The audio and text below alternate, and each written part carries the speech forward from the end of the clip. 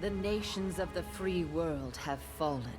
All have been forced to kneel. You are a fate binder, an instrument of Kairos, the overlord that controls this world. Your will is law. You alone dictate the path of the people.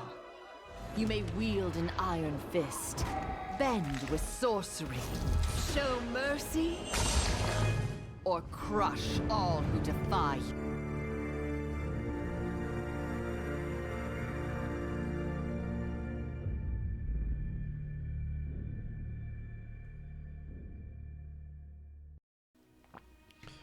Alright.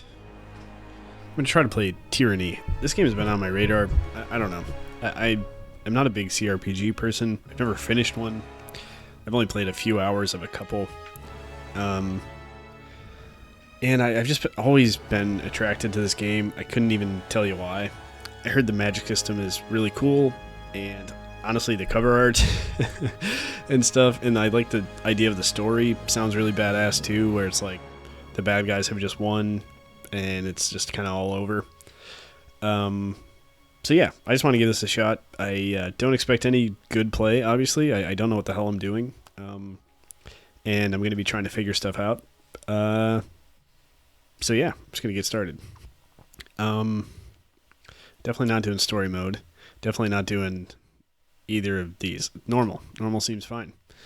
I'm not doing anything extra. Just normal-ass normal. I wonder to what extent I'm just going to be watching a movie for like an hour now.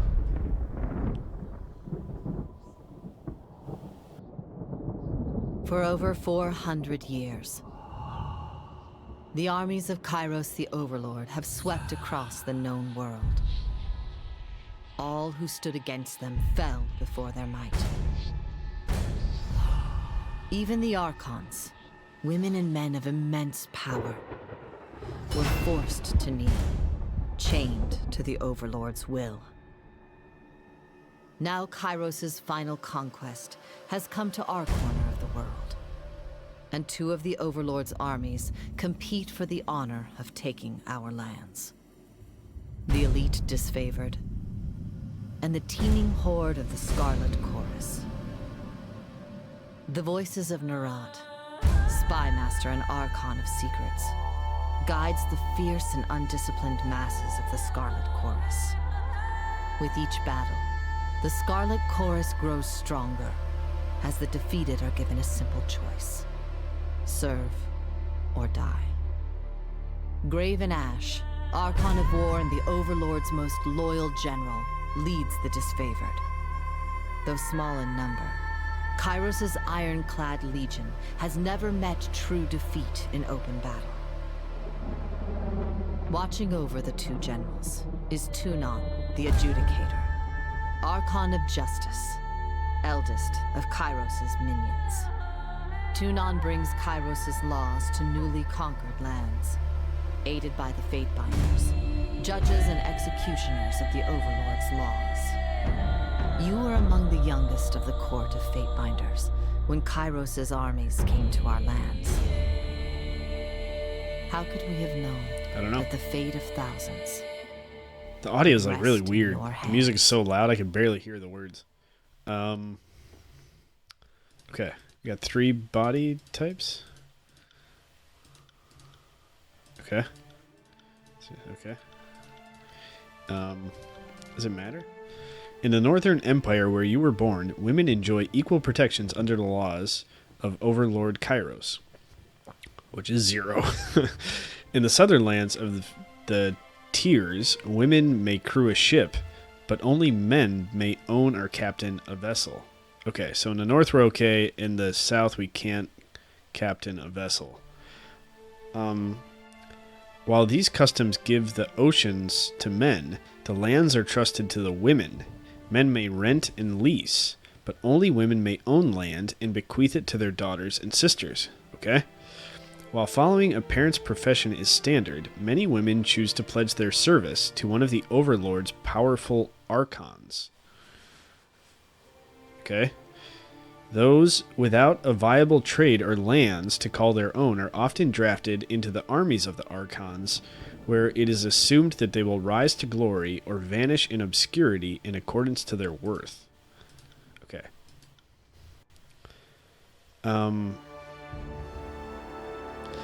the Northern Empire, where you were born, men enjoy equal protections. Okay. In the Southern Isles, okay, this is the same. Most sons enter their father's profession by their mid-teens. Those without a profession or family lands to work can give purpose by pledging service to the Overlord's mighty Archons. Criminals, derelicts, and others are often conscripted into the armies. If a child cannot forge his own skin, he will certainly find one in battle. Alright, I always play a woman in everything I play. Because I'm woke. Actually, I do it. I don't know if I ever talked about this, but I do it to. My mother is dead. She's been dead for like a decade now, which is weird. And so I just role play in my head her being able to experience things still. So it's like in my head, it's like her playing the game and also living vicariously through her character. I don't know. It's probably weird, but that's why I do that. Sure. Seems good. Short. Seems good. Let's keep going. Ooh, okay.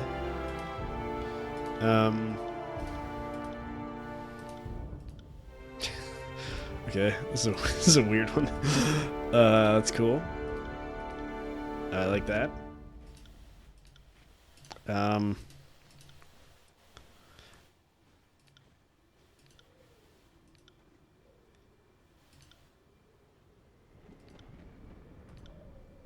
many? Oh, wow, there's a lot. This one's cool. Sure. Face. Sure, that looks great. Hair. I like the hair. Hair color. Sure. I don't know. Female sneaky? Oh, this is the voice? That wasn't so hard. Sure, that sounds great. I can go nun voice. Tattoos. Sure, that looks cool. Next. Oh, okay, interesting. This probably has presumably some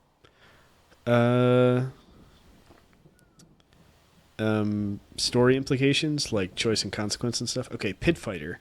Not wishing to pay to feed and house two, the madam that purchased your mother sold you to the proving grounds, the Northern Empire's bloodiest, most notorious fighting arena. Given only enough training to assure the show isn't over too soon, your natural prowess and survival instinct led you to one victory after another. Boring. There was no elegant swordplay, no formalized tools, just brutal melee, and the stench of blood, shit, and bronze with each day's gruesome necessities. My understanding is that melee in this game is not great. It's like very magic focused. I think it mostly matters at the higher difficulties. Like I think melee is totally viable on normal mode. It might be easier for a beginner to do magic on normal mode, but anyway. So I might shy away from melee, even though that's my standard. But I also this game is known for its magic system, at least from what I've seen. So I might lean into magic more so than I otherwise usually do. It is said that any fighter that slays a dozen others in the grand melee is given her freedom, but in 300 years only 3 warriors have ever walked away from the proving grounds. And I'm one of them. Is that the case? When the closing horn sounded and 13 corpses lay about your feet, you became the 4th. Ooh, to be granted from thunderous applause. Freedom, but this autonomy was short-lived. Within days, word of your accomplishment made to Archon of Justice. Oh, man. Hunter. When the leader of your home village spoke out of turn one too many times, agents of the Overlord put the whole town to the torch to contain the spread of insubordination. The Bounding Viper tribe came across the smoking ruins of your village when the beast's matriarch found you frozen but unafraid. The mighty leader took you in and raised you with the protection of her tribe. For years, For years you lived with these wild beastmen in their migratory homes throughout the mountains, but the Bounding Vipers were a dying breed. Each long winter took a greater toll than the last, and once the dwindling tribe was too weak to defend its lands, disfavored soldiers came to dispense of the ravenous scavengers your tribe had become. Finding a human amongst the wild tribe, the disfavored soldiers made a point of taking you alive. News of the wild child of the north eventually spread to the Archon of Justice, and he ordered you released from captivity and delivered to this court. Okay. Guild apprentice, deeply proud of your intelligence. Your parents always knew you were too smart for a life spent with your hands in the soil. Looking to secure a better future, your parents struck a bargain with the Seven Tree Guild, a small magical order willing to teach you letters, numbers, and magic if you proved capable. I like this one. For several years, you learned much from the mages, mastering reading and writing faster than the rest, and eventually learned the basics of mystic theory and spellcraft. Your magical studies came to an abrupt halt when the voices of Narat, Archon of Secrets, deemed the guild a peacetime distraction that must be disbanded for the upcoming year. Its mages assigned to proper armies. While your peers went on to other guilds, your mind was seen as too valuable to be wasted on the armies. Instead, your life was claimed by Tunon. Oh, that's cool. I like this one a lot. I'm just going to go with this one. Oh, is it like you choose one of these and you choose one of these? Okay, and I'm in Kairos' army, I guess. I don't really have a choice. That was my understanding from the beginning. Born to noble parents, you were groomed for leadership. I'm not going to read this whole thing. Okay, I like Guild Apprentice. Soldier, unable to settle your year's accounts with grain, your parents offered you as a tithe to the Overlord instead, seeing your first battles as a... How do you do both of these? Alright, let's do War Mage. I think I'm going War Mage. Accused of crime you most certainly did commit, you stood before Tunan, the Adjudicator, Archon of Justice, and argued your case with eloquence and conviction. Who better to catch? Okay, in his mercy, Tunan offered you the choice of two sentences: decades of languishing in prison, or a lifetime serving him in the court of Fate Binders. Fate Binders. Okay, let's see what War Mage is. This is what I'm kind of drawn to. If you have the combination of wits and courage to be accomplished casters and warriors, and those cursed with such a combination of talents are invariably pulled from their mundane lives and assigned to the armies of the Archons. Your earliest memories are a painful slog of training, study, lecture, and exhaustion. All of the elements of being groomed for battle. You knew better than to ask what became of your family, nor to question the missives allegedly penned by their hand that were part of your earliest lessons in reading. When you reached adulthood, Tunan the Adjudicator came to the barracks and laid claim to your life. Seeing you as too valuable for the crucible of battle, the Archon of Justice deemed your life better spent dedicated to the art of punitive legal remedies. Okay. Though you had much to learn in matters of civil discourse, none could deny your bright future as Tunan's next grade in... Oh, shit, I can only... Okay, I thought I was going to do one on this side. Okay, I'm going Guild Apprentice. I like that one. Okay, so what is my relation to Archon, or Tunon / Archon? While your peers went on to other guilds, your mind was seen as too valuable. Instead, your life was claimed by Tunon, the Archon of Justice. Yeah, okay, I'm going to go with that one. Seems great. You were trained for the following combat style. Okay, wielding a weapon and shield puts you in the front line of combat, standing between enemies and your allies. Holding a shield will slow down your attack rate slightly, but give you good defensive bonuses. Okay, +6. Okay, so I get to pick two of these, it looks like. Definitely not doing this one. I'm not going to read all of it. Okay, great sword, short bow. Okay, so shock spells, vigor spells, dual wielding, unarmed attack, frost spells, atrophy spells. So I should... Do I want like do I want to just go double spells? I don't really know. Oh man. Okay.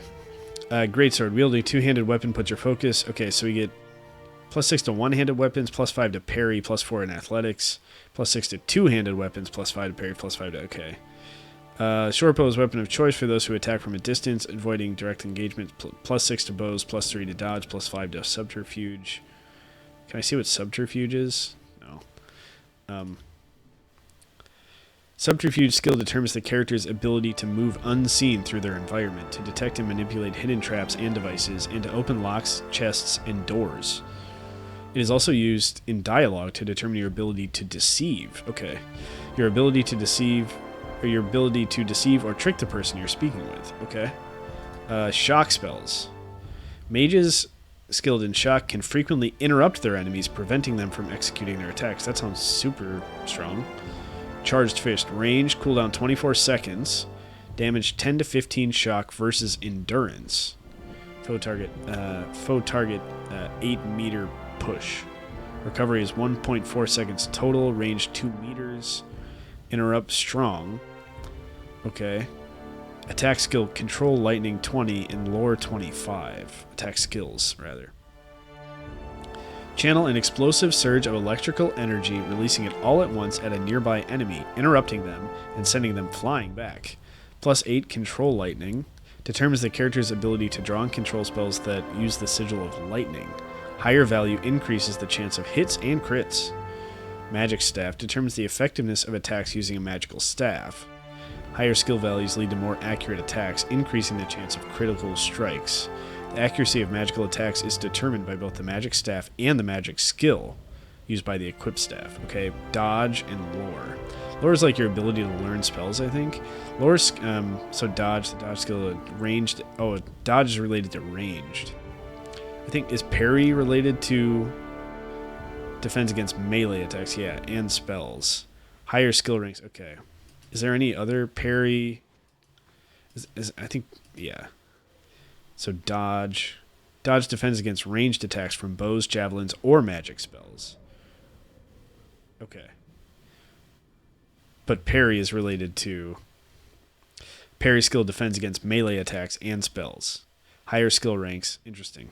Higher skill ranks will reduce damage from enemy attacks and may lead them to miss altogether. Okay. I think I'm definitely going to go shock spell for 1. And then can I choose if I... Okay.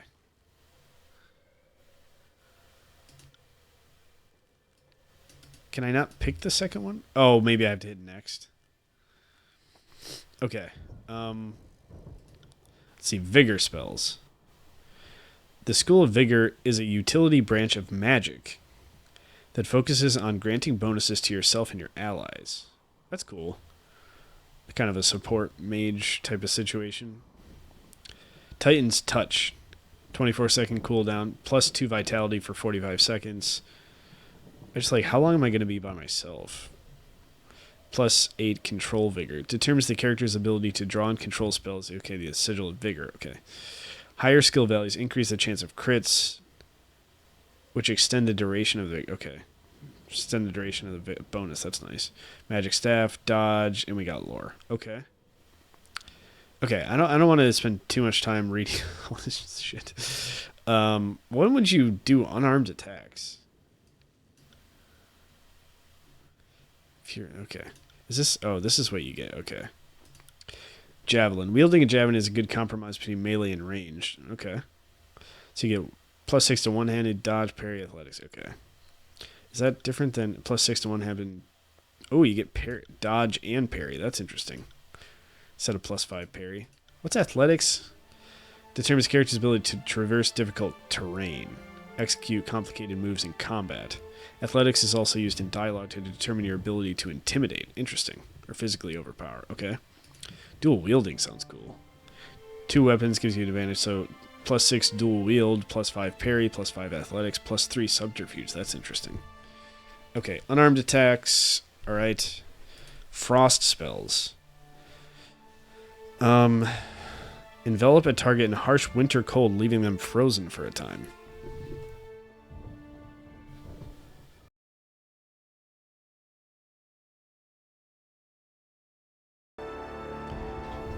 Okay. I think I'm going to go shock spells for 1 next, and then I'm going to go vigor spells. Wait, hold on. Let me read atrophy really quick. Channel an explosive surge of electric... Wait. Atrophy is hold on. This is interesting. So if I went shock and atrophy, I could have. Hold on. So touch of atrophy. +2 control. Okay, +10 lore control lightning. That seems crazy. That's okay. Control frost. Oh wait, sorry. Magic staff. Okay, these are all the same. +8 control lightning. Okay, so wait. For frost? Control lightning? Atrophy. What do I get? Control lightning. Vigor. Control lightning. Sigil of lightning. Okay. And what is shock? Shock gives you 10 control lightning. Alright, so I'm going shock. Wait. Shock. I can't go shock again. Obviously. Okay. I'm gonna go vigor to try to buff up my things. I think that sounds good, right? So our starting ability is going to be Titan's Touch. Allied target +2 vitality and +2 might. Fill the target with a surge of greatness, granting them a bonus of might and vitality. Yeah, I'm going to go with it. I don't know. Part of me wants to go, okay. Channel explosive electrical energy, releasing it. I'm just going to go vigor. I'm just going to go vigor. That's what my gut's saying. I'm just going to go with it. Character colors and sigil. What?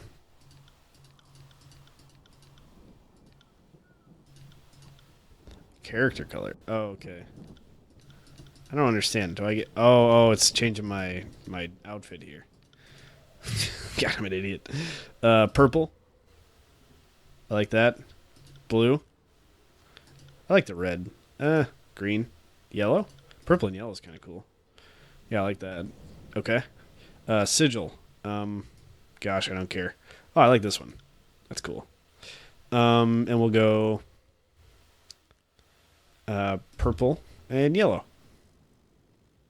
Are those the same colors? No, they're not. Yes, they are. Yes, they are. That looks great. All right. Looking badass. Enter name. There we go.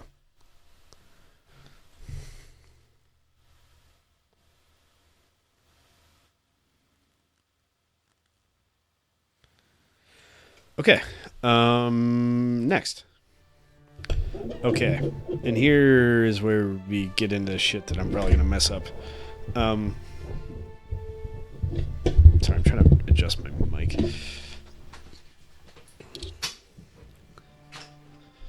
Okay. Might. Determines the physical strength of a character. Okay, I probably don't want to do this one, right? Is recommended for you because you're training in vigor spells. Interesting. Okay. This attribute is recommended to you because of your in shock spells. Okay. I like that it's recommended. Okay, that's very helpful. This attribute is strongly recommended for you because of your training in shock and vigor spells. Interesting. So I have 8 points available. So maybe I just go 4, 2, 2. I'm not going to overthink this, but I do want to read these really quick. Okay. So might determines the physical strength of a character.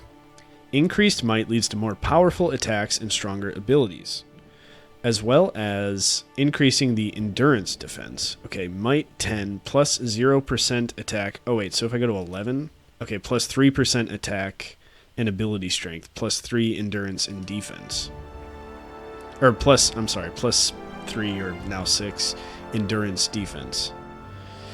Resists internal physical systems of the character. Oh, poison, disease, stunned, etc. It is defined by the character's resolve and might attributes. Okay, so resolve and might make your endurance, and that is your resistance to status effects. Okay. Might. Okay. Sure. I'm gonna go 2, 2, 1, 2, 3, 4. But finesse attribute describes a character's physical and mental precision. Finesse is used to determine the accuracy of attacks and spells, as well as increasing... Oh, wow. That seems helpful. Accuracy of spells. As well as increasing worn armor's chances to reduce a hit type. Oh, yeah, I'm not going to be wearing armor that does that, I don't think. Anyway. Quickness determines how often a character can use their abilities and spells in combat. Yeah, it's really, really good. Honestly, should I go? Quickness seems... It's just like straight DPS, right? Right? This attribute is recommended. Okay. So right now with quickness total, minus 6% ability and spell cooldown. Okay. This is way more simplified than I was expecting it to be. So far, at least. Vitality determines a character's physical health and their strength of personality. It also increases the will defense. The will defense opposes attacks that are mentally based, e.g. confusion. It is defined by a character's resolve and wits. Oh, so resolve is important too. Okay. They're all important. Spoiler alert, there's 6. They're probably all important. Okay. Wits. The wits attribute describes a character's mental acuity, their ability to observe their environment and to pick up on clues. Wits is used to increase the spell strength, as well as increase magic defense. Okay. Is that just this language? Yeah. Magic defense allows characters to resist harmful spells and attacks that deal arcane damage. It is determined by a character's resolve and vitality. God, resolve seems important for everything. Determines a character's ability to endure physical and mental challenges. Resolve is the primary attribute used to derive the endurance, will, and magic defenses. It also increases the durations of afflictions applied by the character. Okay. Resolve 10 plus 0% affliction duration plus 0 endurance, will, and magic defense. Okay. Let's keep going. Okay, now we got 20 of these points. Good gravy. Okay. We got some more helpful cues here. Magic staff, that makes sense. Let's go ahead and put 5 into magic staff. Just right off the bat. Magic staff determines the effectiveness of attacks using a magical staff. Higher skill values lead to more accurate attacks, increasing the chance of crits. The accuracy of magical attacks is determined by both the magic staff skill and the magic skill used by the equipped staff. Okay. So this skill plus the staff that I have equipped. That makes sense. Bows do... Okay, I'm not going to read all these. Control lightning... So this is strongly recommended. Control lightning determines a character's ability to draw and control spells that use the sigil of lightning. Higher skills increase the value of the chance of hits and crits. Base value 18, so it's 12 quickness times 1.5. Oh, interesting. And so that's how my quickness increased my... Okay.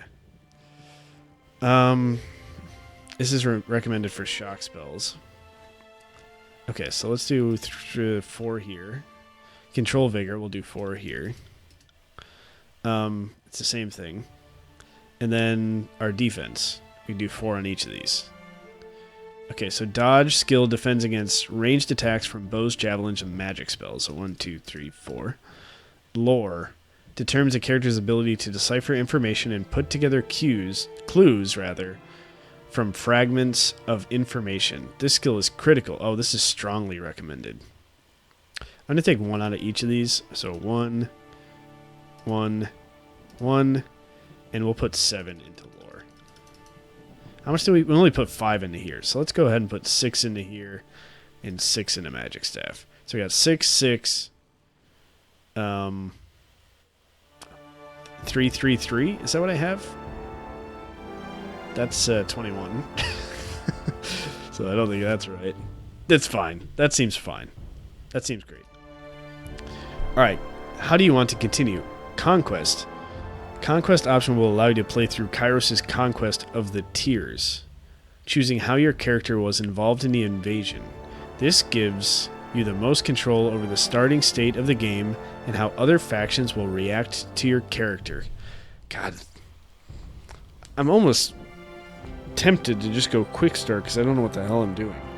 But I want to do this. So I watched Mortismal Gaming's review of this today, so I kind of have an idea of some of this stuff. It's not like the first time I'm ever hearing of this. So let's try this. Let's just see what it is. All the world has fallen to Kairos, And now the Overlord's eye is on the Tears, our home. The last corner of the world free of Kairos' reign. 2 armies, the Disfavored and the Scarlet Chorus, march south from the Northern Empire, the last realm to fall to Kairos a century prior. 2 armies, the Disfavored and the Scarlet... Okay, Disfavored Scarlet Chorus, march south from the Northern Empire. Damn it. In the early days of 428, Kairos' armies arrive at the Gates of Judgment, the mountainous border that we Tearsmen so long believed unassailable. Unable to agree on a unified plan of defense, the various leaders of the Tears sit and wait for each other to deal with the conquerors, until it's too late. Oh, okay, so we just choose through this. We don't actually play. It made it sound like we're going to play or something. During the conquest, you will decide your character's actions during Kairos. Kairos is a name out of legend. For centuries, the Overlord has consolidated power, sending vast armies to swallow entire realms.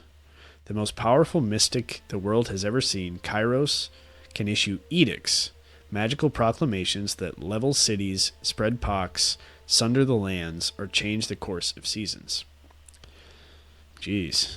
During the conquest, you will decide how your character's actions during Kairos' invasion of the Tears, shaping the world through which you will adventure over the course of the game.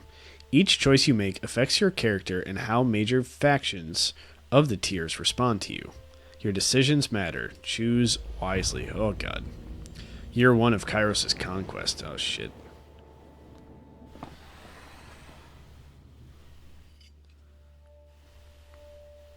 The Bastard City. Oh, this is good for, like, background. Oh, wow. Oh, no, it's not that long. The Bastard City, named for its position between 2 realms, the Northern Empire and the Southern Tears. The Bastard City and its surrounding lands, known as the Bastard Tier, is a melting pot of cultures. Right-click for details. Oh, you can open the whole thing. That's cool. Melting pot of cultures and a place of commerce and intrigue.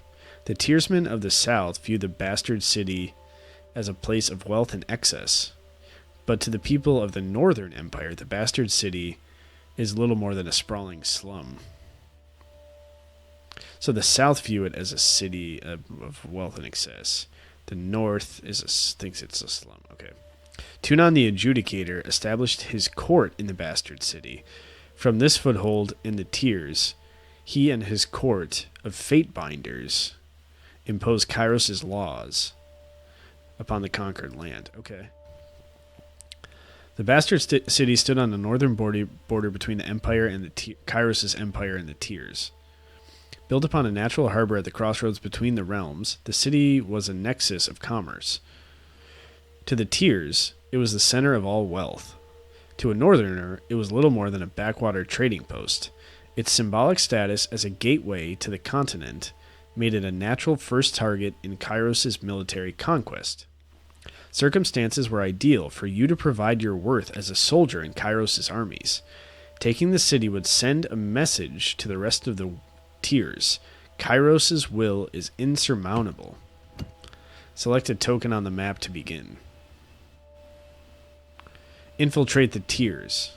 Okay, both armies sent their forces to prepare the way. Gates of Judgment. In the first major engagement of the war, Kairos' armies crossed the mountains. I guess I'll click on this one.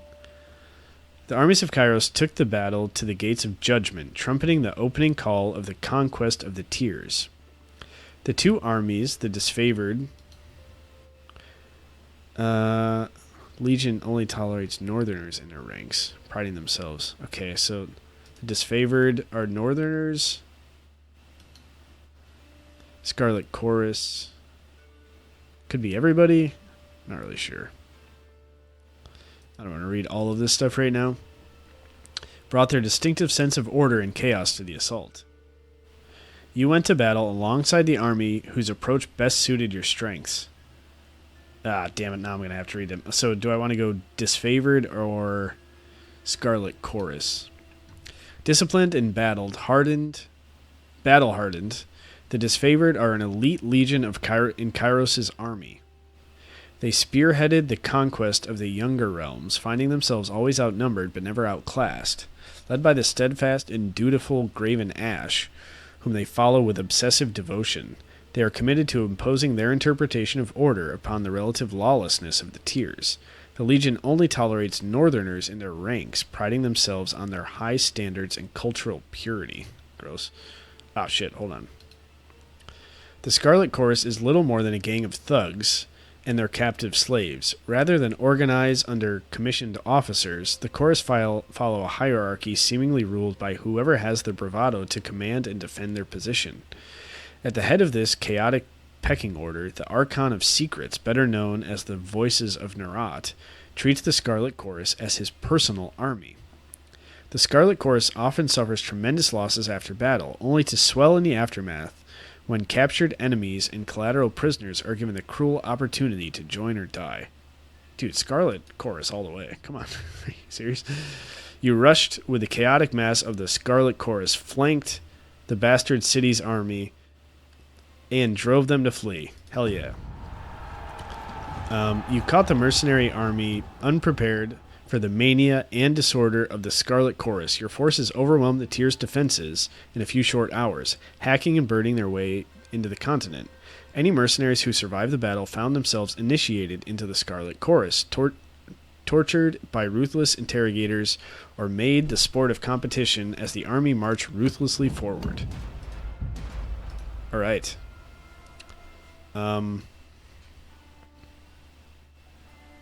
Feeding the host. You found a way to feed Kairos' armies in enemy territory. You decided the fate of enemy soldiers captured in battle. Let's go with the food one? I don't know. Against the most optimistic projections, the disfavored and Scarlet Chorus made short work of the local defenses. They did so well that the armies quickly outpaced their supply caravans. Troops were plentiful, but food was scarce. You only had time to execute one plan to secure provisions. Confiscate merchant caravans. Pillage farmlands. Yeah, we can steal from the merchants. You authorized disfavored troops to confiscate foods and supplies. Oh god, that could fuck me over with merchants for the rest of the game. I'm less worried about pissing off the farmers, I feel. I don't know, man. I want to buy some stuff. It's probably easier than... Yeah, let's fuck over the farmers. You authorized the Scarlet Chorus to send their horde out to pillage farms and villages, spreading the infamy of Kairos' army, prepared the tiers for the reality of the impending conquest. Let's see what this one is. The soldiers of the tiers fell by the hundreds, and Kairos' army could not agree on how to handle what few survivors they had dragged back to the camp. Befitting your role, the commanders turned to you to decide the fate of those who occupied prison pens. There were only enough prisoners to support the plan of a single army. Enslave the enemy, conscript the enemy.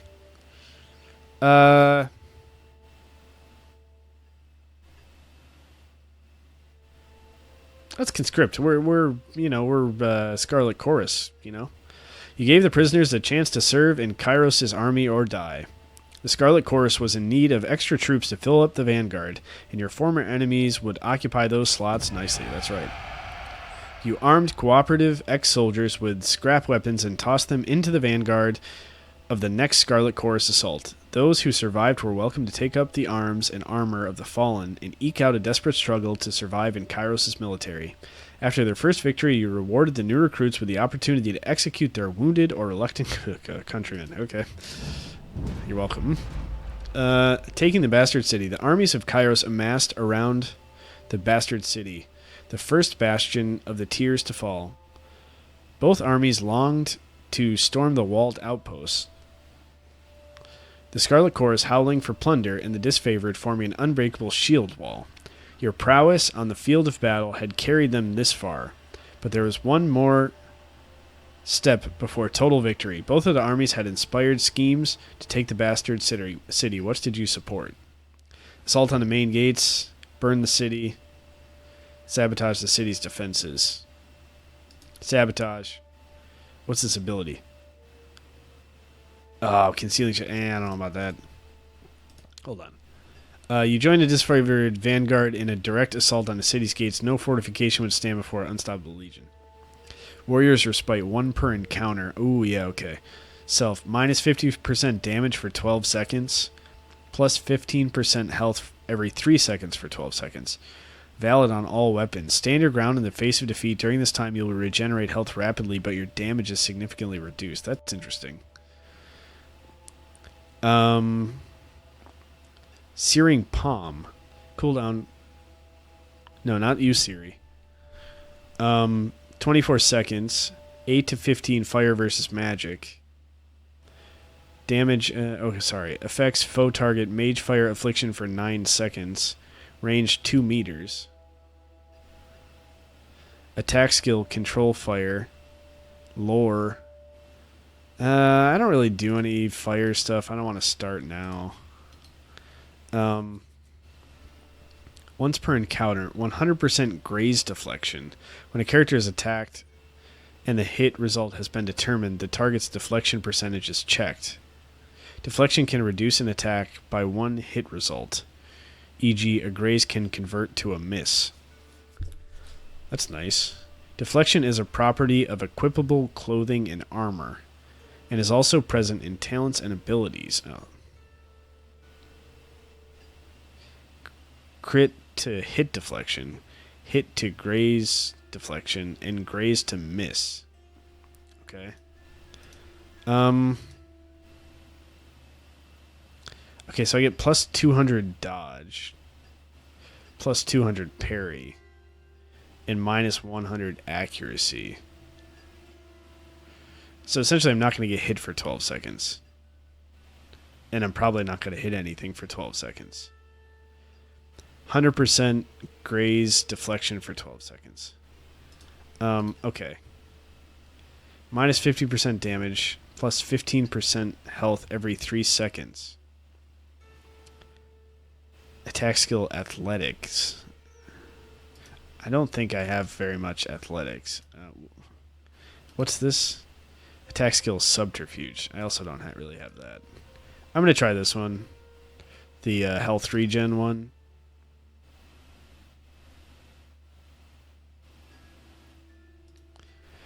I'm going to be pretty squishy probably, I'm guessing, as a mage. Taking the Bastard City. With heroic courage and legendary determination, the disfavored battled the gates of the Bastard City to splinters. Those who fell under the consistent hail of arrows or cascades of boiling pitch left the battlefield temporarily, only to appear hours later as Archon Graven Ash's protection healed their numerous wounds. In time, the gates gave way, and Kairos' forces spilled inside the city walls with resounding cheers of victory.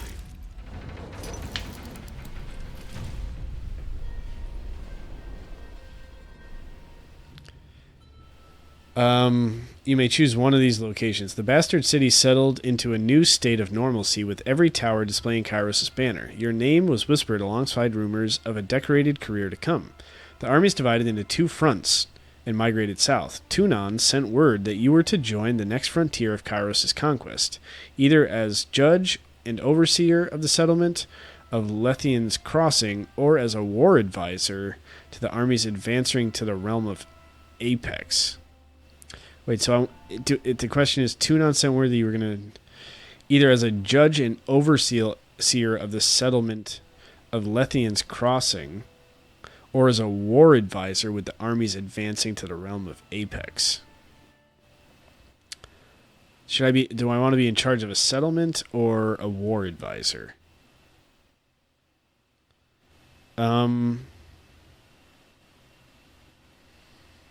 Let's be in charge of a settlement. I don't know. Who the hell knows? Confirm. Year 2, okay.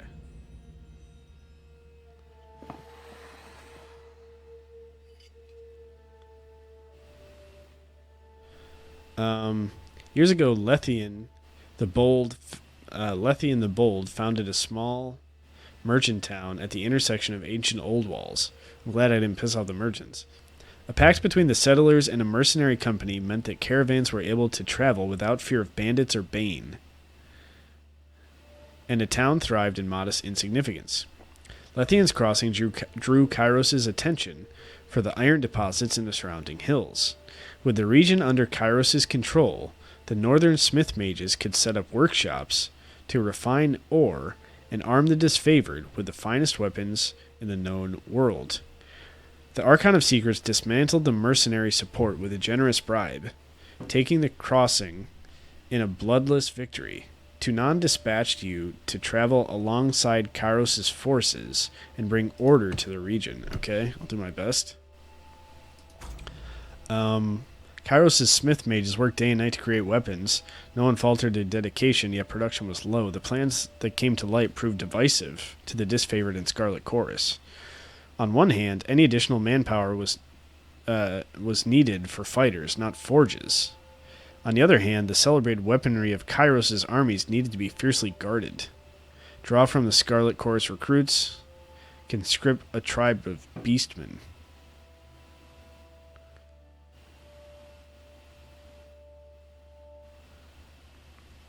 Scarlet Chorus, man. Scarlet Chorus took refugees from the recent influx and forced them to serve in Kairos' military. You repurposed these individuals to haul wagons of iron for the smith mages. This proved an inconvenience to the Scarlet Chorus, who relied on their force and numbers. Okay, let's see what else. You conscripted the help from a local tribe of beastmen. Their strength would more than offset their disobedience. The disfavored protested that savages have access to the secrets of iron, but their voices were few compared to the support of the... Yeah. The iron must flow. The Scarlet Chorus were overjoyed to learn of the beastmen conscription, and graciously lent their support to your cause. The local beastmen were subdued and yoked to iron-bearing wagons, and their boundless strength and tirelessness proved critical to the smith mages. The disfavored... Oh, I don't think I have...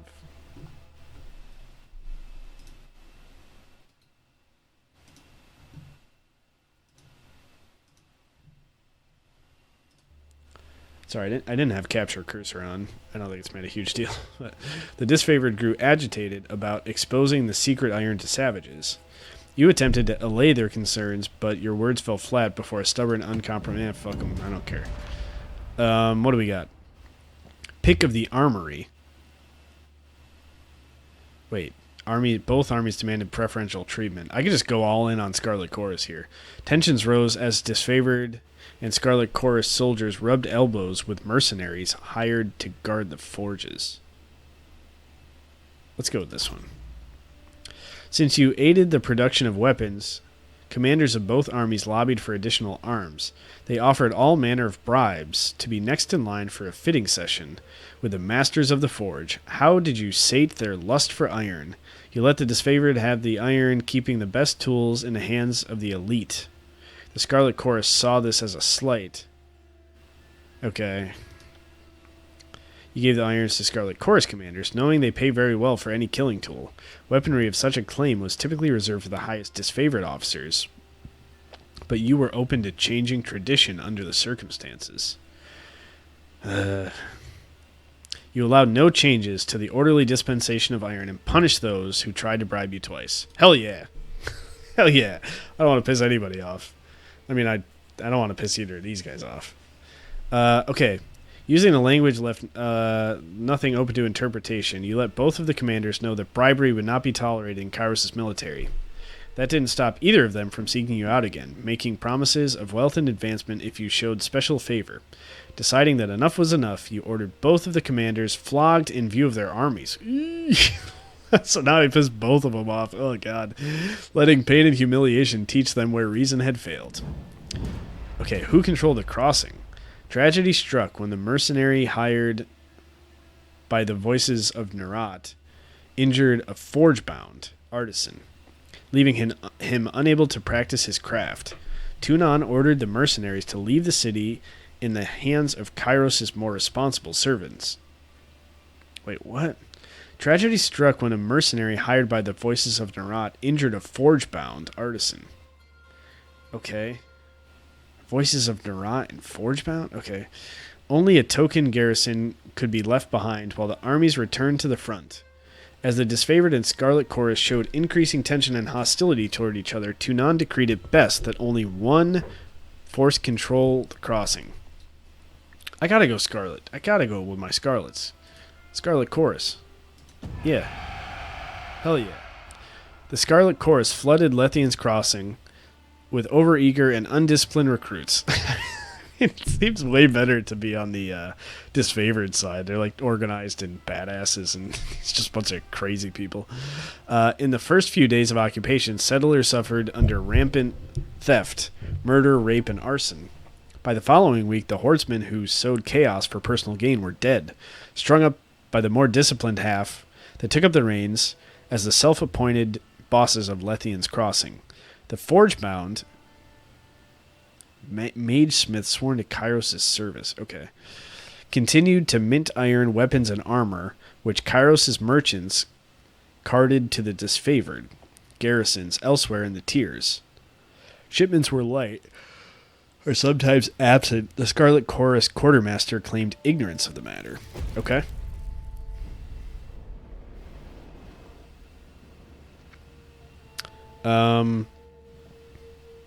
With the mercenaries expelled and Lethian's crossing under new leadership, Kairos' forces congratulated themselves on bringing order to the settlement and guaranteeing the productive flow of resources. Yes, well done. Over the course of this diversion, the army front advanced further into the tiers. Your skills were needed in the realm of Azure, Stalwart, or Vellum Citadel. So what do I do? With its easily defended position, rich military tradition, the realm of Stalwart was the most formidable realm in tiers. Kairos dispatched the Archon of Stone to subjugate the nation of Azure. Kairos' conquering gaze fell upon the Vellum Citadel, its treasures,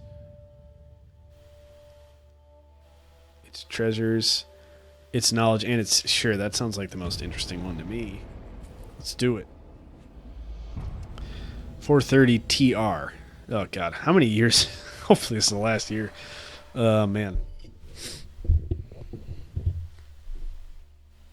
The Vellum Citadel was an archive and library of massive scale. Its inhabitants were known as the School of Ink and Quill, and a circle of mages that centuries ago carved out their own mountainous refuge on lands unsettled by the other major realms. Legend said that the citadel housed a treasure trove of arcane knowledge. The Overlord's spies infiltrated the school and confirmed as much. The time was ripe to send a detachment to the great library fortress and force the scholars to... That's not what I had in mind. To yield to Kairos. I guess I should have known better. I kind of wanted to go to the library, not to like burn it to the ground. Peaceful surrender turned bloody. You ordered the expendable Scarlet Chorus to attack. You ordered the disfavored to advance their shield wall. What's this other one? Sneaking in? Let's read the other one. The detachment of Kairos' army marched on the Vellum Citadel, expecting an orderly surrender. As they neared the main gates, a blast of arcane energy struck the commanders dead. Suddenly, the highest-ranking officer alive, Kairos' forces looked to you for the next steps. The call weighed on your mind, as it had an immediate influence on soldier losses. You ordered the expendable Scarlet Chorus to attack, commanding the disorderly mob forward to give the elite disfavored a chance to withdraw. Though a costly maneuver in terms of lives lost, this assured the survival of the most capable and effective... Well, I can't be throwing my Scarlet boys under the bus here. You ordered the disfavored to advance their shield wall, knowing that a handful of Kairos' elite soldiers could hold off the attack until the Scarlet Chorus retreated. You knew the disfavored would despise you for any losses at the Scarlet Chorus' expense, but that was a small price to pay for sure. The disfavored were quick to follow your command and formed an unbreakable phalanx that gave the unarmored Scarlet Chorus horde a chance to escape. Only once they returned to camp did the singed and maimed disfavored take issue with their orders. As far as they were concerned, the Scarlet Chorus should have taken care of themselves. If they weren't equal to the challenge or defending their brethren, then they could have no place in a conquest. I don't disagree, but... Intercepted intelligence resulted in lost, disfavored patrol. Oh no. A dispute over contraband parchment turned violent. The army captured a supply caravan overflowing with arcane books. When the disfavored started a bonfire of forbidden text, the Scarlet Chorus rescued the tomes from the flames and attacked. In accordance with the disfavored wishes, you upheld Kairos' law regarding forbidden lore and had all the texts burned. You decreed that the disfavored are welcome to burn their half of the plunder, but the Scarlet Chorus has a rightful claim to the other half, provided you first review the texts. First, yeah, let me review those. The Scarlet Chorus agreed to your generous terms, and you set to poring over every manuscript before it was handed over. The work took several evenings, but you came away with a glimpse of truths better left unknown. Taking the burden upon yourself was a less risky alternative than disseminating it among Kairos' ranks, though it didn't help you sleep at night. Alright, the Edict of Fire. Disgusted by your approbation of the Scarlet Chorus, the disfavored forces withdrew from the field of battle. Your small detachment now lacked the manpower to take the Vellum Citadel. Uh-oh. Tunan sent word that Kairos' patient had run thin. The Overlord would cast an edict of fire on the enemy. Oh shit, bro. The parchment arrived in a slender case of engraved iron. Written on it, the words of a spell powerful enough to destroy the Vellum Citadel. Yikes. You had the choice of when to read the edict. Reading it at sunrise would offer your enemies no warning of the devastation to come. You could also wait until sunset, giving them ample time to flee or make amends. 1 day's warning. Claiming that they still had spies within the Citadel, the Scarlet Chorus urged you to warn the mages of the Overlord's edict. Granting their request, you met with the enemy under a blue flag of peace and warned them of their doom, giving the Chorus spies and the enemy a chance to run. Opting to give the enemy no quarter, you proclaimed the Edict of Fire at the first moments of dawn, granting the enemy no warning of the destruction to come. Through the... Why is it cut off over here? Through the Chorus... Though the Chorus insisted your actions doomed their spies, the disfavored applauded your decision. I just gotta go. I'm going heavy Scarlet Chorus, so I guess we'll go here. You confronted the mages with a warning and hoped the message was received. The hour before sunset, numerous figures were spotted fleeing the Citadel. As the sun dipped under the horizon, you read the words of the edict. The earth shook and the red-orange light glowed in the foundation of the sprawling citadel. Bubbling up from under the library, a torrent of lava heaved with explosive force, gushing from windows and between loose bricks, melting winding trenches in the surrounding land. Days later, the flames still raged on. The conflagration continually fed and renewed by the power of the edict. Damn it. Sorry, Citadel. Knew it was going to happen as soon as I picked it. Okay, the armies of Kairos left the devastation of the Vellum Citadel in silence. From that day forward, the Tears came to know their once noble citadel as the Burning Library. This was an undisputed loss of resources, knowledge, culture, and life, but a message had been sent. The Overlord will not tolerate defiance. I was hoping to gain the knowledge, culture, and life, and resources. Okay. That didn't happen. You didn't have long to rest before Tunan called you into the service once more. You were one of the last to depart from the mountains, and as you journeyed off, you spotted a few campfires in the mountains. They were mere specks dwarfed by the inferno, the last gasps of survivors or perhaps looters from Kairos' army, bored and daring enough to pick through the ashes.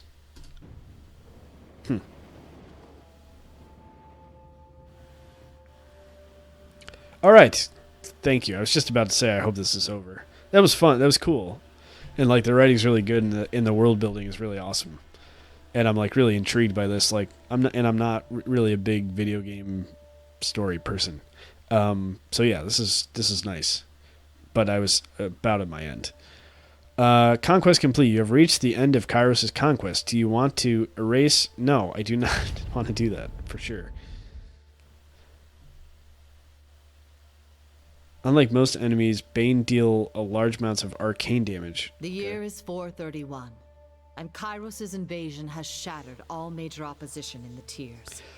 The Younger Realms, the Bastard Tier, the Free Cities. All who defied Kairos lay broken by battle, or bowed in surrender. The two armies of the Overlord, the Disfavored and the Scarlet Chorus, now control our lands. Hell yeah. Scarlet Chorus for life. My. But our will is not yet extinguished. Not entirely. In the Valley of Vendrian's Well, those of us unwilling to bow to Kairos have banded together in defiance. Okay. Violating an oath of surrender from 2 years prior, we have staged a bloody uprising, murdering the Disfavored and Scarlet Chorus garrison in a midnight assault. Nice. With their main forces spread across the tiers, the Disfavored and Scarlet Chorus redeploy to Vendrian's Well to crush the resistance. But months pass with no definitive battle. As disagreement and discord paralyze the Archons, we bide our time and wait for our message of insurrection to spread across. Nice. The Overlord is not amused, and Kairos has one message for the Archons: crush the Oathbreakers or die. Kairos backs this threat with an edict, a magical commandment that can slay all in the valley should the order be ignored. The honor of proclaiming this edict fell to you. Sent across the mountains to Vendrian's Well, you carry the Overlord's edict to read before the Archons. Oh, man. As you finally make your way through the winding mountain passes into the valley, the ground trembles, and Kairos' magic seals the way behind. You are trapped in Vendrian's Well, with Kairos' armies and the Oathbreakers. The only way to survive is to fulfill the terms of the Overlord's edict, in any way that you can. Oh, man. All right.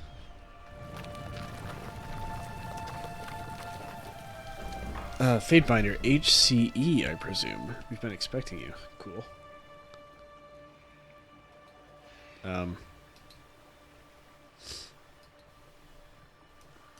What do I do? I'm trying to interact with you. Do I have to click on? Okay, left click on you. Aurora, Kairos the Overlord be praised. When I heard the avalanche, I feared the valley was sealed with you on the other side. Is this me? No, that's Aurora. The disfavored warrior claps her gauntlet to her breastplate, the traditional salute of her legion. No, I'm fine. We were told a Fatebinder was coming, and though our commanders will not say why, it seems obvious. Graven Ash and the voices of Narat can agree on nothing. So, hold on. Graven Ash, the last of the great northern generals to stand against the Overlord in ages past. Archon Graven Ash now serves Kairos as Supreme Commander. Okay. Of the Disfavored Legion. Okay, it's Commander of Disfavored. And is charged with conquering the tiers. Graven Ash shares a powerful bond with the soldiers under his command and regards each of them as family. The death of a soldier at enemy hands represents a grievous loss to the old general, who bears the burden of his love with mournful stoicism. What a cool guy, okay. I just want to read about... Known as in his official capacity as the Archon of Secrets, the voices of Narat is equal parts genius and madman. Rumors abound that he can steal the minds of others, though few, if any, are alive to confirm as much. The subjects of his interrogation are never heard from again, and the Archon is able to recall the memories of his victims with startling accuracy. He is the inconsistent leader of the Scarlet Chorus, vacillating between commanding from the vanguard and directing his armies in absentia. Despite his strange methods, no one doubts that the voices of Narat is an accomplished strategist, even suggesting that his madness stems from thinking hundreds, perhaps thousands of steps ahead of his enemy. Okay. They can agree on nothing, least of all battle plans to wipe out the Oathbreakers. Okay. I trust you to bring orders from Tunan that will break this deadlock. I'm in a hurry to deliver a message to the Archons. Glare silently. I come bearing an edict of Kairos. Our soldiers will complete their task or die. Lore 20. I think I have that, right? Can you hear that hum in the air, that glow around the rocks? The avalanche is Kairos' magic. The Overlord has sealed the valley. Sure. I gained 13 lore skill experience. Oh, look at this. What do we got up here? Conversations involve you, another character, and sometimes additional parties like bystanders or companions who may interject. The choices you make change how the story develops and will build a reputation for your character over time. People in the world will learn of your reputations, good and bad, and respond accordingly. Your character's attributes, skills, history, and gender, as well as decisions you made in the conquest, may all open up options for you in dialogue.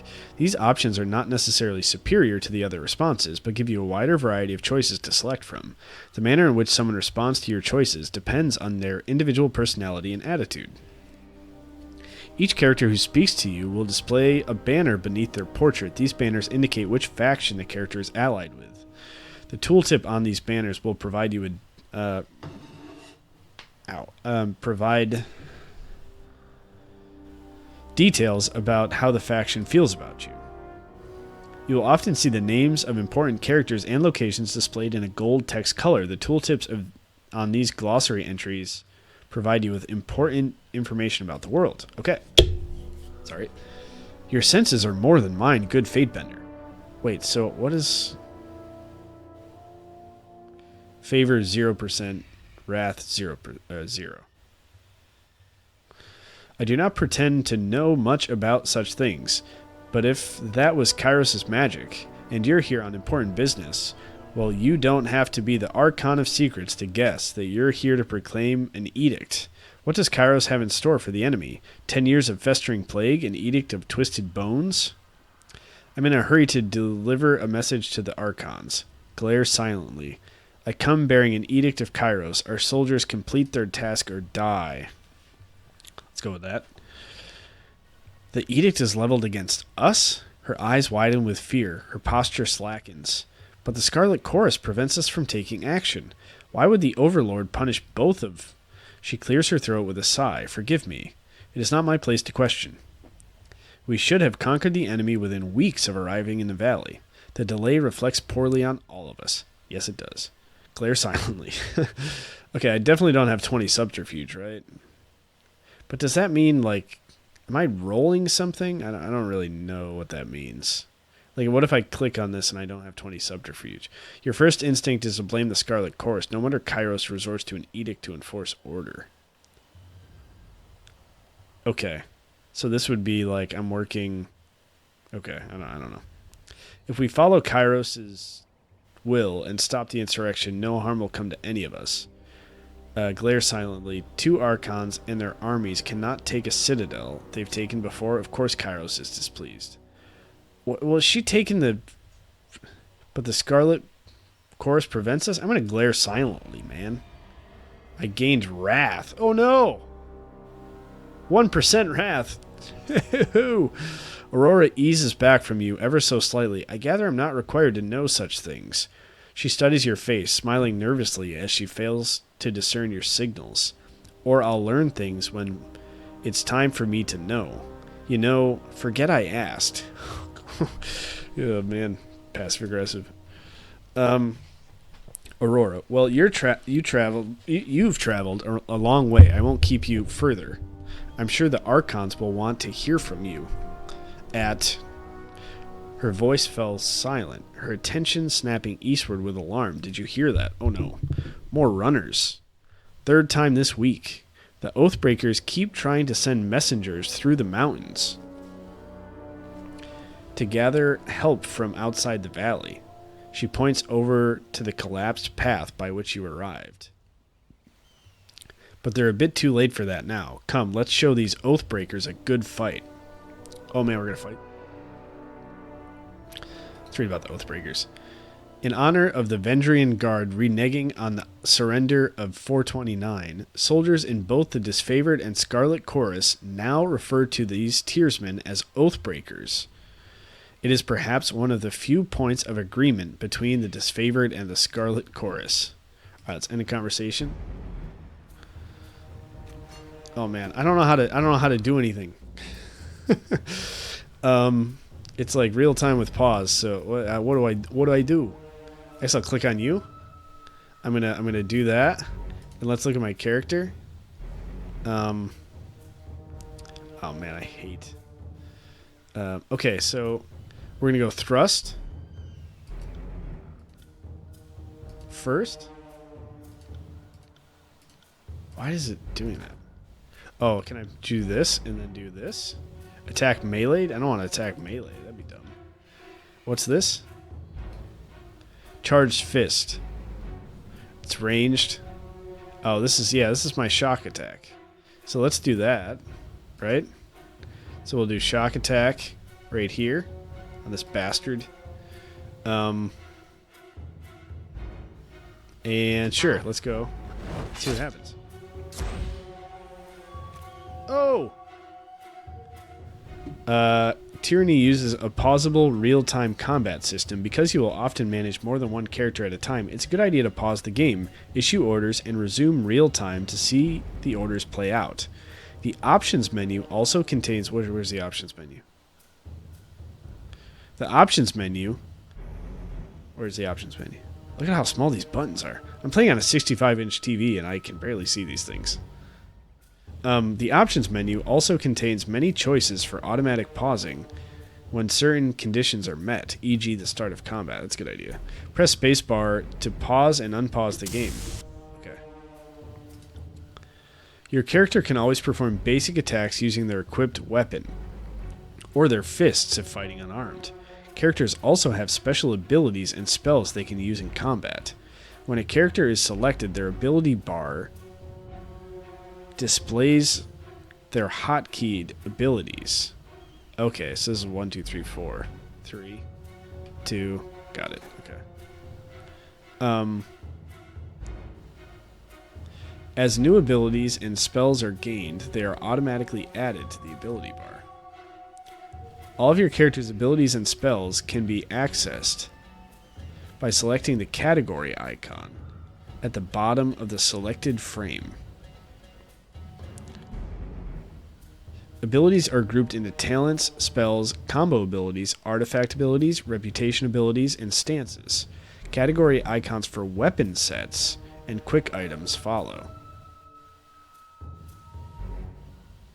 Oh, so this is a quick item. So these will be our abilities and spells, and then we have the... Okay. To use an ability, left-click on the ability icon and press the hotkey corresponding to its location on the ability bar. Your cursor will change to indicate whether your mouse is over a valid target for the ability. If the cursor has a red X on the corner, you are not over a valid target. If the cursor has a pair of feet in the corner, you will need to move closer to the target to use the ability. For abilities that target party members, healing spells, buffs, etc., you can click on the party portraits to target the ability on that party member. Press escape at any time to cancel targeting the ability. Okay, all characters in the game... Could you highlight it on the thing? It's this right here, I guess? Yeah. All characters in the game, friend and foe, have 5 primary defenses against attacks. Parry, dodge... So parry's melee and magic. Dodge is ranged and magic. Endurance, will, and magic. These defenses are based on a character's attributes, equipped items, and other effects. A character's accuracy is based on their skill with the type of weapon they are wielding. Accuracy is compared to the appropriate defenses when an attack is made to determine how likely it is the attack will hit. There are 4 possible results from any attack: hit, crit, graze, and miss. Okay, hit, crit, graze, and miss. A crit increases your damage while a graze reduces it. With each attack, you gain experience in the weapon's skills used to make the attack. Even a miss will grant some experience. Okay, let's Can't do lightning the shit out of this guy. So how much health does he have left? Can I see that now? 72%? Is that what's the 72%? Right click to lock. Oh, so that's on a cooldown now. I could do this. How much health do I have? Full health here. Looks like 100 out of 100 health. What is this? Dodge. 31 dodge. 22 parry. 36 strength. 30 will. Magic armor. Alright, I guess since that's on cooldown, I'll do this. Right? I guess I can buff my teammate.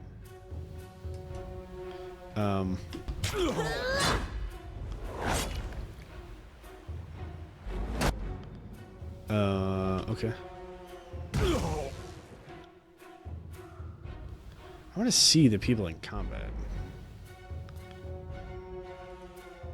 Okay, that's Aurora. She's injured. So what will this do? +2 vitality, +2 might for 45 seconds. Bonus to might and vitality. Let's try this. Just for fun. We'll do that. Click on her right there. Is she not a valid target?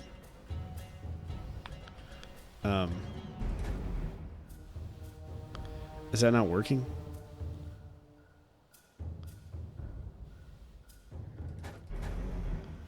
Let's see if it works. Sorry, I can't. Okay, guess it doesn't work.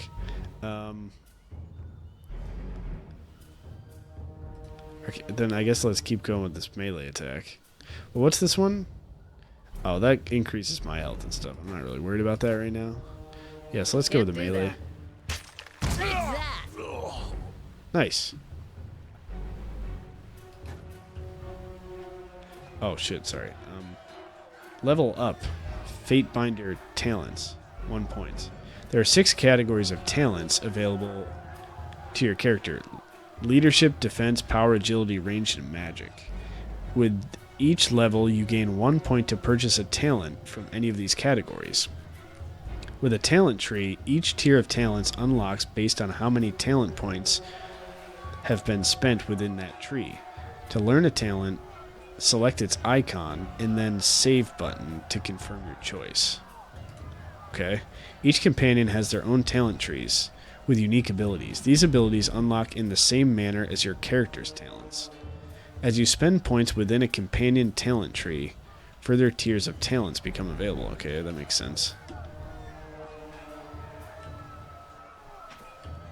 Are we going to fight these people? We should be vigilant and deal with the remaining Oathbreakers in the pass. This seems like a suicide mission. What do the Vendrian Guard hope to accomplish? I've been traveling for days. How much longer until I reach the Archons? Wait, who are the Vendrian Guard? The Vendrian Guard is the army of the landlocked realm of Apex. Defenders of the central region of the Tiers, named for the House of Vendrian, the ruling dynasty of Apex. The Guard has a reputation for being as resilient and stubborn as the mountains themselves. Ostensibly beaten by Kairos' armies and forced to surrender at 429, the Vendrian Guard resurfaced in 431. So they're different than the Oath... Are they the... I guess they're not the Oathbreakers? Oh, so she's referring to them as Oathbreakers, I guess, but they're the Vendrian Guard. So what do we have here?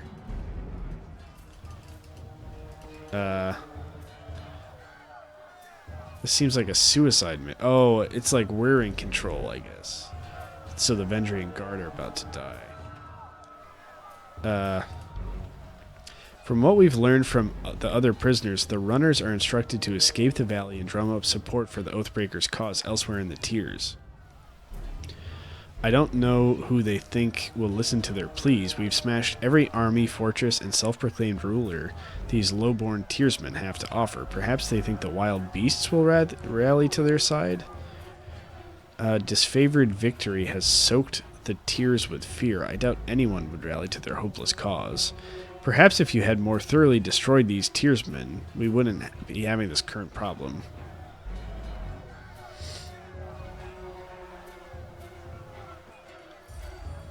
go with the disfavored. My thoughts exactly. They lost this war years ago. This is little more than a last gasp of dying people. Carry on.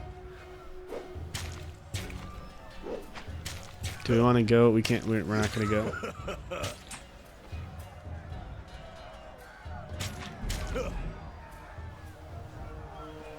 Can't do that. Oh.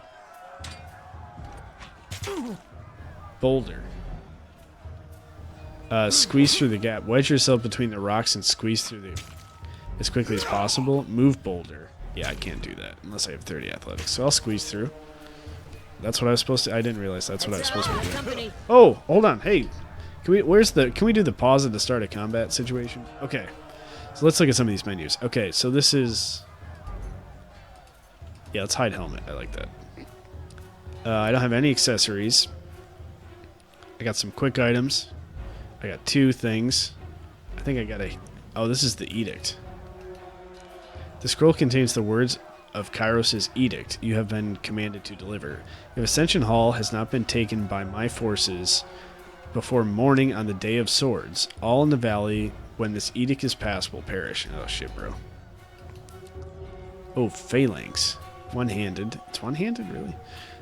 Damage, pierce. Okay, guarded strikes. Okay. What's this? Okay, this is all our... Oh, wait, what is this? It's just all our stats and stuff.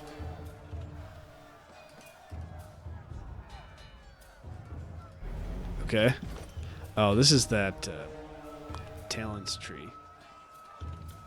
I don't have any points, obviously. Quests. Okay, quest log. Biography. Encyclopedia. Notes. Wait, how do the notes work? Create a new note. Enter name. Test note. Accept. This is a test note. Okay. And then we go back. And then we check it out and we go, oh, let's see what we got here. This is a test note. Damn. That's cool. That's so cool. Yeah. Okay. It's general info. Tutorials. Oh, cool. That's awesome. Okay. Reputations. We got faction. We're disfavored. 1%. Okay. Vendrian Guard. Oh, this is the disfavored clan or like thing. Military. Okay. Kairos Ironclad Elite. The disfavored follow Graven Ash. Okay. Wait, so stand together, stand tall. Is that because we're... Oh. If I had my favor up to here... Oh, I understand. Alright, Vendrian Guard. Obviously, they hate me. Can I have them love me? Can I get favor with them? Oh, and if I get Wrath, I get some other... Oh, this is really cool. Okay. Graven Ash. Don't the what's it called? Like me? Oh, this is... Wait, where's the Scarlet Chorus people? I thought they would like me. Spell creation sigils. What the hell is this? That's not open yet. Hide archive missives. We don't have any missives. Okay. Oh, spell creation. Oh, did that come up? Spells are created using 2 or more sigils. The core sigil determines the type of magic, such as fire, frost, or illusion. The expression sigil determines how that core shapes itself into the world. I'm going to have to read this later. This is like, I'm not going to do that forever. So what do we got in battle here? Who's this? Should I attack this person? Is this an enemy? It's a sun soldier. What sigil do we want? Yeah, that looks like the same sigil as...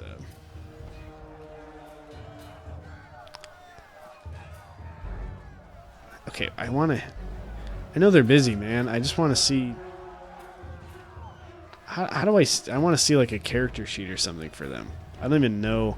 Okay, so let's go with Charged Fist.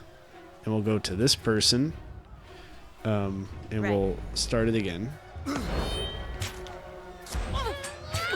Wait, did I miss? What happened there? Okay. So I guess we'll go to melee. Oh, wait, I got my thing back already? Okay, let's try this again. I got it. Did that not? Oh, here we go. Nice. Okay, so let's go back to... let's go here. We'll go with the melee attack.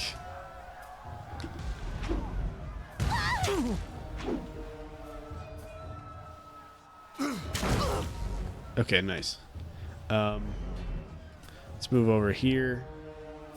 Let's do this one. We should, by the time we get there, we might be able to do it. Oh, do I not have to move in order to do that? I thought it was melee. Will I walk over there now? Oh, yeah, nice. Okay. Let's go back to this. By the time I click on her, it should be cooled down. Alright, then. Oh. Do it again?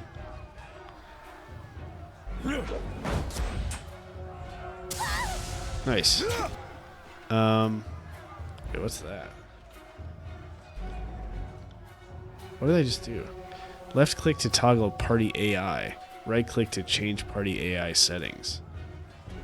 I don't know what that means. Alright, let's go back to melee. Let's go over to him.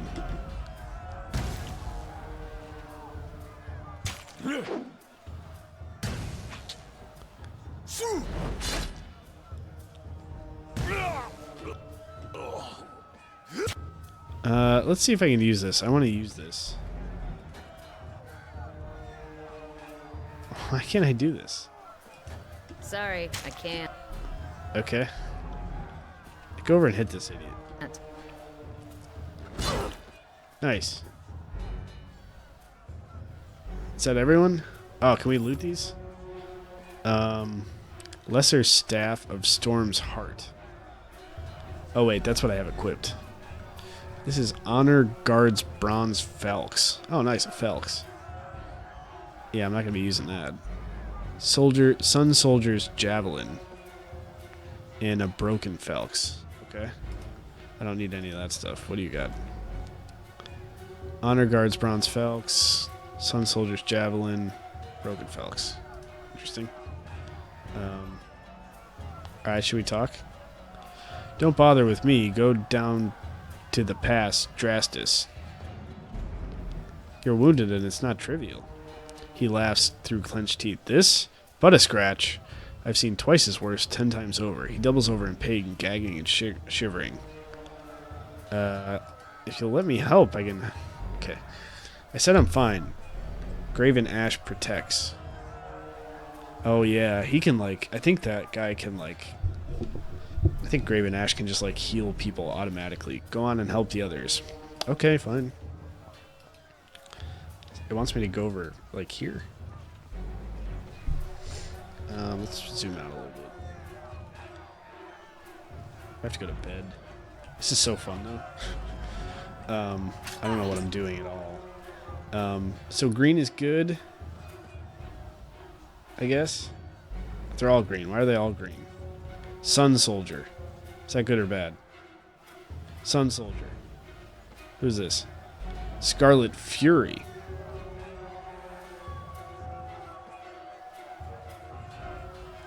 Verse. Who's this? Let's go over here and not a valid target because I'm probably not a valid target. Not a valid target. Okay, let's just... Yeah. Try and catch me, worm.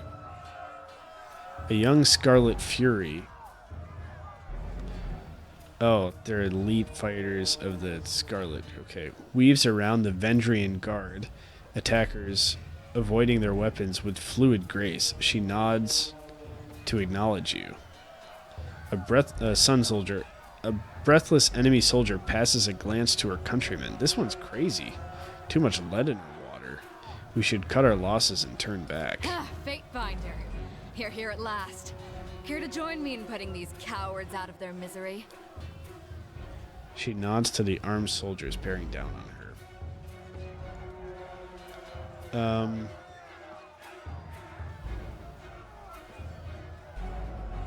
Are you Who are you? serious? I came to escort you to camp when... damn it! Kill first, questions later. Okay. You can use my help. Water lily, but I'd welcome an extra blade. Alright, Verse, you crazy kook. For the Realm of Apex charge, the Vendrian leveled their weapons in advance. Okay. Can I... Where's the setting? Can I get the settings? Where are the settings? I don't need a mini-map. Settings. Options. You cannot change the difficulty. Auto pause. Set all. Combat start. I would like combat. Yeah, I'd like that. Low health. Weapon ineffective. That would be good. Enemy spotted.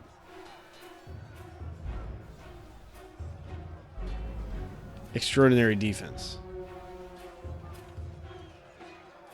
Oh, you can stop it like just periodically during combat. That's kind of cool. Every 3 seconds. I'm not going to do that to start. Party member finishes ability.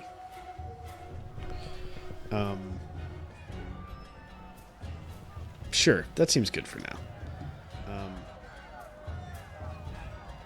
Yes, we'll save changes. Am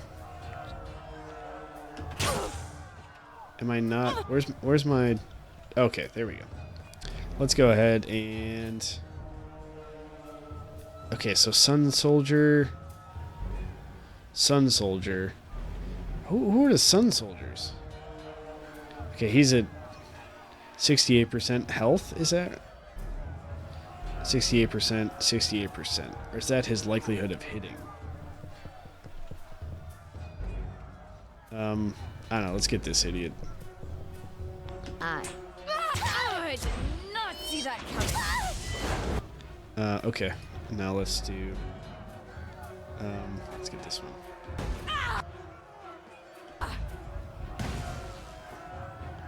Why is it doing that?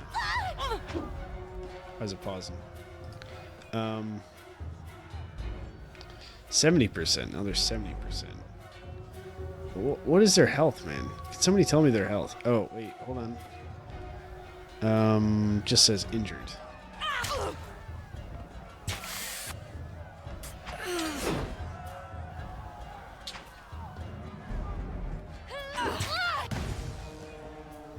Why is it stopping every time? It's stopping every time I attack now. It's too much. Options. Auto pause. Combat. That can't be combat start. Let's take off enemy spotted. Oh, it might be weapon ineffective because it's like on a cooldown maybe?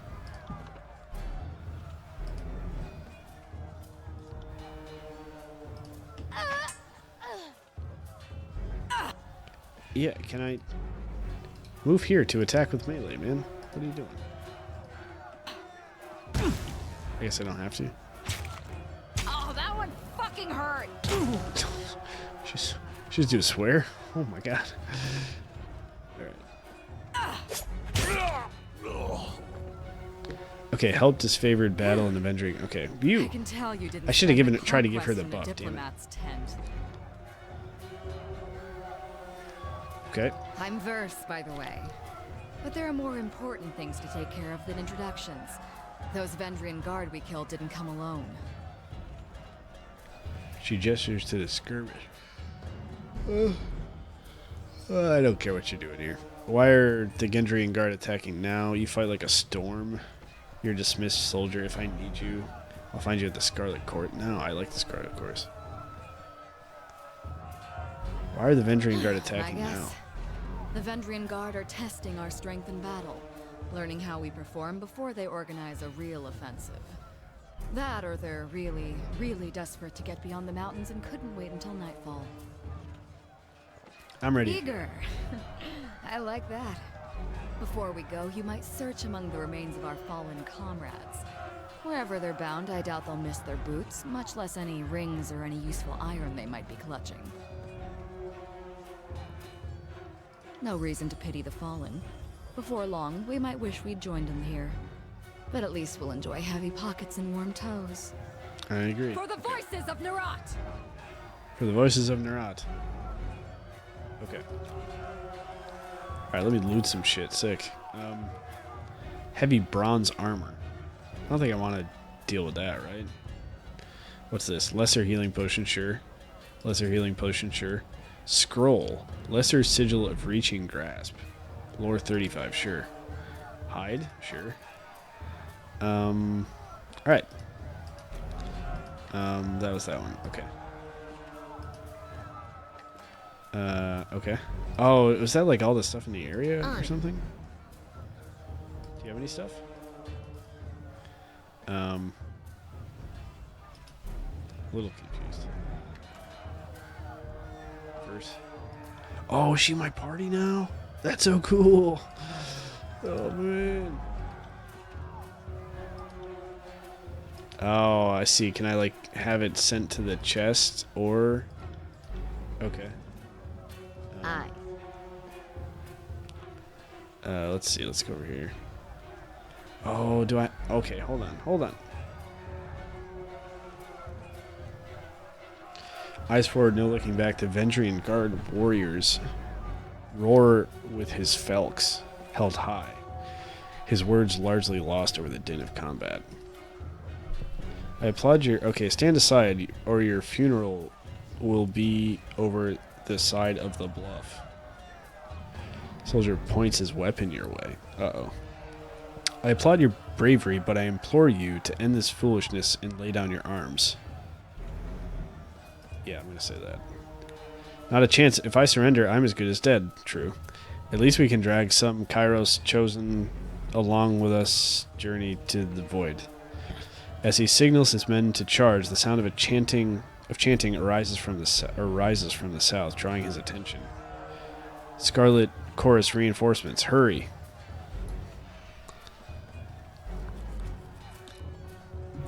Mocking blaze. Run down the Oathbreakers, let none escape. From the red mob of reinforcements from the south, a blood chanter emerges at the head of the rabble. The ornamental crest of her staff pulsing with crimson tones. Signing sigils of magic and wordlessly moving her mouth, the blood chanter scribes a series of spells into the air. Red glow surrounds the Vendrian Guard warriors, Jesus, as the chanter's magic worms its way into their minds, binding them with rage. Tarkus Demos. Hold position, all of you. You there, keep the path. The warrior gestures along the canyon trail, but his soldiers turn their attention to the Scarlet Chorus, roaring challenges. No, don't engage them, we need to run. His orders falling on deaf ears, the warrior reluctantly readies his weapon. Okay, hold on. So, do I control you now? Oh, I do. Maybe, is that why were you not doing anything last thing? I'm going to turn off your AI, I think. And I'm going to have you go, here, what do you got? Skewer. Burning Iron. 27-second cooldown. Holy Christ. This is 27 seconds as well. Oh my god. Blood-Soaked Stone. Combo ability. HCE and Verse. 1 per encounter. Interesting. Coordinate with Verse to knock your target prone, then follow up with a strong bleeding attack. That's nice. Alright, let's just see what we can do. Let's go, let's go Burning Iron on, let's go with this idiot right here. Seems as good as any. Let's see. Uninjured, right click to lock.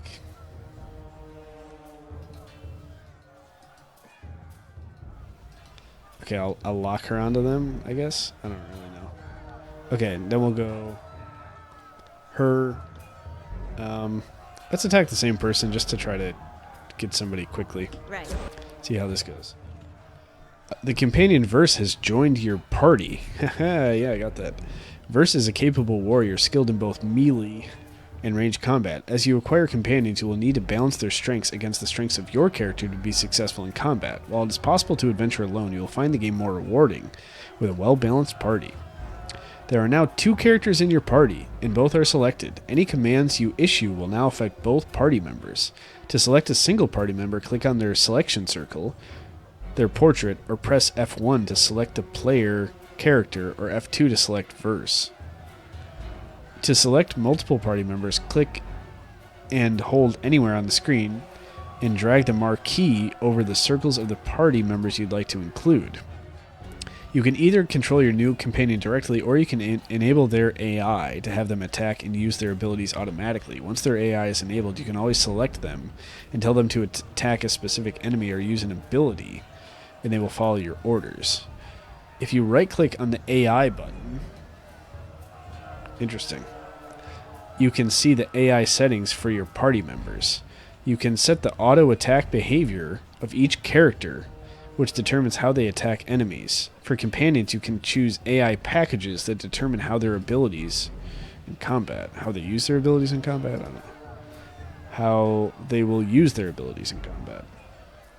Verse has several stance abilities that provide her with different benefits in combat. Stances are modal abilities, meaning they can be toggled on and off. Only one stance can be active at a time. When a stance is deactivated, all stance abilities enter a cooldown. Okay. Interesting. Stance. Blood soak. This is a combo. Oh, this is so let's go to verse. This is just an attack, right?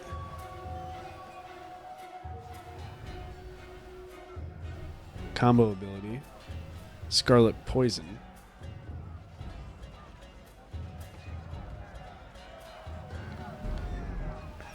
Battle stance. Oh, here we go. Red Geyser. Seeking Sheath. Plus 10% accuracy. Plus 20 dodge. This is minus 10 dodge and adds bonus damage to your next attack equal to 50. Let's go with this. I like the extra dodge. And then can we still go with Burning Iron? This idiot right here. And then we're still going with Big Lightning Attack. This idiot right here. Okay. Ow.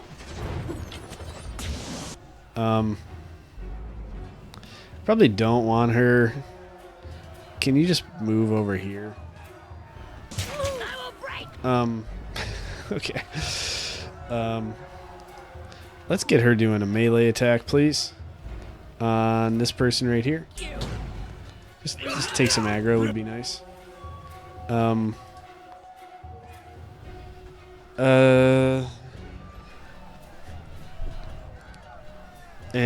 let's... Can she do her minus 50% damage for 12 seconds? I'm going to do this right now.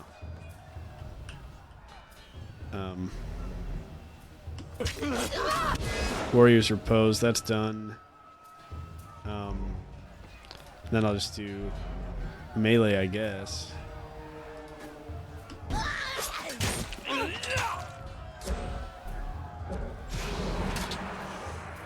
Yeah, look at her health's coming back like every 3 seconds, I think.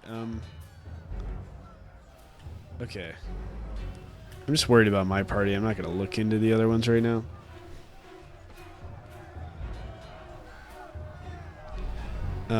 Here we go. Oh wow, you're attacking that person over there. Actually, let's go here.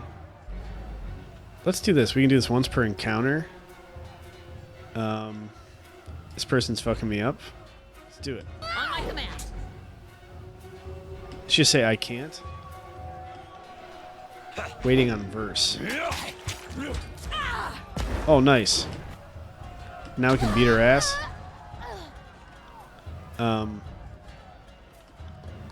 Okay, I think we have to switch back now. Burning Iron, cooldown 1 second left. Oh, are they dead?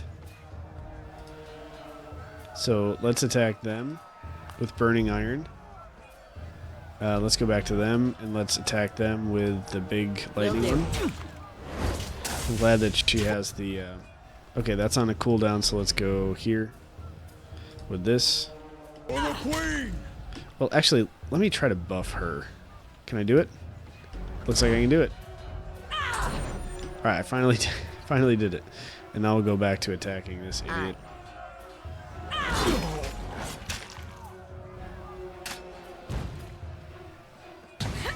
For the queen! Yikes. Alright, does she have a healing potion? She's a healing potion.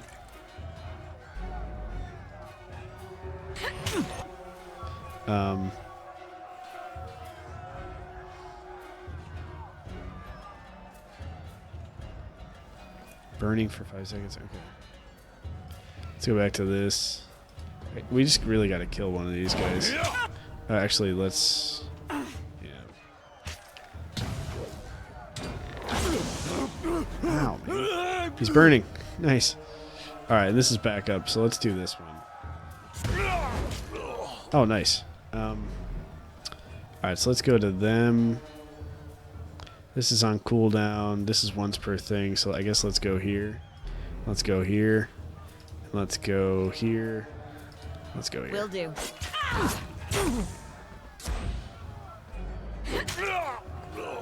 Okay. Alright, I guess let's go melee here. And this one here. Oh. Nice.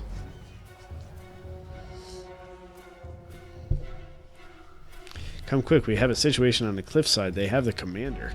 When can I save and get out of here right now? I'm kind of confused. Okay. Yeah, I need to go to bed. So game. Save game. I'm totally fine overwriting everything. Yeah, I don't care. That's fine. So let's go and check. Save game. Alright, 11:12 p.m., June 29th. Oh my god, I've been playing for an hour and 48 minutes. That's crazy. Alright, save again. Just for good measure.